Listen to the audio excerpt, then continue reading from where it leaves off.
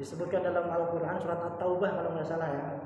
Itu sebenarnya surat At-Taubah yang kemarin dimaksud Ustaz Jamil itu adalah berkaitan tentang salah seorang sahabat Rasulullah, tapi bapaknya itu orang dedengkotnya musyrik, orang musyrik, kafir. Makanya di situ di dalam ayat ke-80 sampai 84 Allah Subhanahu wa taala menegaskan memang itu namanya sahabatnya itu Abdullah bin Abdullah atau Abdullah bin Ubay bin Salul. Itu nanti bisa dilihat ya kronologis tentang sebab turunnya surat At-Taubah 80 sampai 84 itu. Jadi sahabat Abdullah punya bapak namanya Abdullah juga. Cuman Abdullah bapaknya ini adalah dedengkotnya orang musyrik. Sehingga anaknya ini enggak tega. Anaknya ini sahabat Rasulullah, juga sahabat yang termasuk kibarus sahabat, sahabat yang mempunyai tempat yang mulia juga di hadapan Rasulullah. Sehingga ketika bapaknya meninggal, itu beliau tidak terima atau tidak ridho, ya, tidak ridho sehingga minta sama Rasulullah supaya dimintakan ampun kepada Allah Subhanahu wa taala. Makanya Allah tegaskan di situ, Muhammad, seandainya kamu mintakan ampun kepadaku 70 kali, 70 marrah. Maka kata Allah apa di situ? In tastaghfir lahum aw la tastaghfir lahum in tastaghfir lahum 70 marrah fala yaghfirullahu lahum. Jadi seandainya kamu mintakan ampun kepadaku sebanyak 70 kali, maka tidak akan aku ampuni, karena orang musyrik ya. Makanya musyrik itu adalah satu-satunya dosa yang tidak ada ampunan. Ya, ada dosa-dosa besar, tapi yang paling besar itu musyrik, menyekutukan Allah. Ya.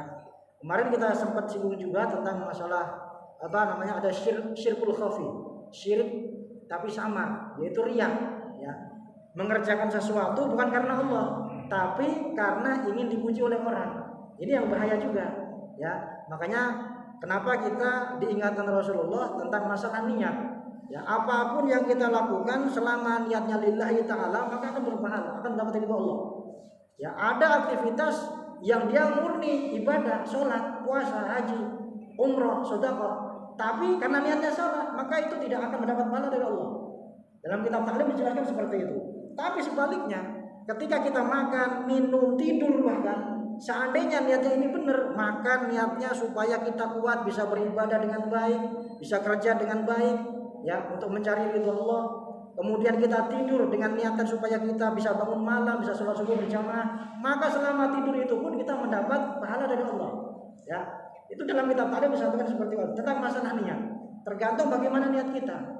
Makanya nanti juga jangan heran, Rasulullah dalam hadisnya juga menyebutkan, nanti orang yang pertama kali masuk neraka itu adalah orang yang disebut-sebut sebagai qari'ul Quran. Ya, bisa jadi hafid Quran dia, tapi bukan mencari ridho Allah, tapi untuk supaya dikatakan sebagai orang yang membaca Al-Quran, orang yang suaranya bagus, orang yang cinta Al-Quran. Padahal sebenarnya kita nggak tahu di dalam hatinya itu ada niatan supaya untuk mencari perhatian orang. Itu nanti yang akan pertama kali masuk ke neraka. Itu panjang hadisnya. Saya pernah nulis tentang itu, saya buat di koran, judulnya salah niat. Ya, jadi kita nggak usah heran. Makanya kita ini sebenarnya ya sudah enak lah. Rasulullah sudah memberikan tuntunan kepada kita, bahkan gambaran-gambaran yang nanti akan terjadi di akhirat seperti apa itu sudah ada sebenarnya. Supaya kita lebih waspada, supaya kita hati-hati dalam beraktivitas, beramal untuk mencari ridho Allah. Ya, itu ada. Nanti saya sampaikan insyaallah tulisan panjang itu tentang masalah hadis salah niat itu, ya. Nah, ini pertanyaan yang kemarin disampaikan, kenapa kok istighfar itu taubat itu syaratnya kok cuma itu saja gitu. Makanya ini nggak saya bahas di sini. Ada dalam kitab Riyadhus Shalihin ini, ya, ini berawal dari sebuah hadis bahwa Rasulullah Shallallahu Alaihi Wasallam, Rasulullah ini adalah orang yang sudah dijamin oleh Allah masuk surga. Tapi beliau setiap hari paling tidak salah satu riwayat dikatakan beliau istighfar minta ampun sebanyak 70 kali. Satu riwayat lagi sebanyak 100 kali. Ini saya bacakan hadisnya. Dalam kitab Riyadhus Shalihin, ya, ada sebuah hadis dari sahabat Abu Hurairah radhiyallahu anhu, wa an Abi Hurairah radhiyallahu anhu qala sami'tu Rasulullah sallallahu alaihi wasallam yaqul wallahi inni la astaghfirullah wa atubu ilaih fil yaumi aksar min 70 marrah. Rawahul Bukhari. Hadis ini artinya sebuah hadis dari sahabat Abu Hurairah. Sahabat Abu Hurairah ini adalah sahabat yang paling banyak meriwayatkan hadis karena beliau selalu bersama Rasulullah. Jadi ada 7 sahabat kalau nggak salah, 6 sahabat itu yang banyak meriwayatkan hadis. Yang paling banyak tuh sahabat Abu Hurairah ini. Ini beliau mengatakan ya, sami'tu Rasulullah. Beliau ini mendengar dari Rasulullah, apa katanya? Yaqul, Rasul bersabda, wallahi demi Allah, ini sesungguhnya aku la astaghfirullah, ya minta ampun kepada Allah, wa atubu ilaih dan bertaubat kepada Allah fil yaum dalam satu hari. Aksar min 70 marrah, lebih daripada 70 kali. Ya, Rasulullah yang sudah dijamin oleh Allah masuk surga. Ya, beliau setiap hari minta ampun kepada Allah paling tidak lebih daripada 70 kali, 70 marrah. Untuk itu kenapa kita habis sholat itu istighfar?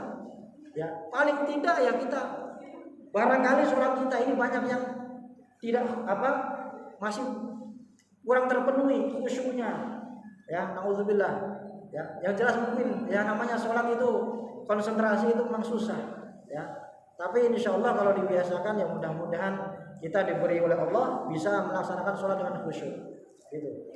Ya, kita istighfar itu minta ampun karena kita nggak bisa sempurna, ibadah kita nggak sempurna, sholat kita cobalah siapa yang bisa mengatakan bahwa saya sholatnya ini sudah top, ya, mulai dari takbiratul ihram Allahu Akbar sampai salam, ya, bisa konsentrasi siapa? Saya kayaknya belum pernah merasakan itu sampai sekarang, ya. Mungkin di antara bapak-bapak, ibu-ibu mungkin sudah ada yang bisa merasakan itu. Itu kenikmatan yang luar biasa. Makanya Rasulullah itu paling senang ketika waktu sholat tiba. Tidak ada yang lebih dicintai oleh Allah apa Rasulullah kecuali waktu sholat itu tiba. Ya, beda dengan kita. Waduh udah maghrib. Waduh bilangnya waduh alhamdulillah. Tapi waduh. Padahal sebenarnya sholat ini kita menghadap Allah. Kita ingin ya bercumbu dengan Allah. Harusnya kita suka. Ya, itu.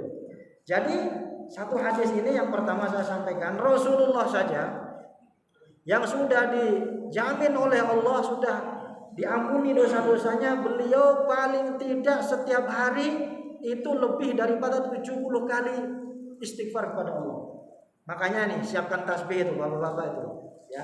Di kasur taruh tasbih, di mobil taruh tasbih, ya. Bahkan itu Kiai Gontor, pendiri pesantren Gontor itu Kiai Abdul Syukri ya, Kiai Sarkasi, itu beliau itu di kamarnya itu 24 jam sajadah selalu standby untuk sholat. Jadi ada kamar khusus yang di situ selalu terpasang sajadah tasbih untuk mengerjakan sholat. Bahkan saya mendengar dari santri beliau, ya, beliau itu setiap malam setiap anak itu disolatkan untuk dimintakan kepada Allah sebanyak 40 rakaat satu anak.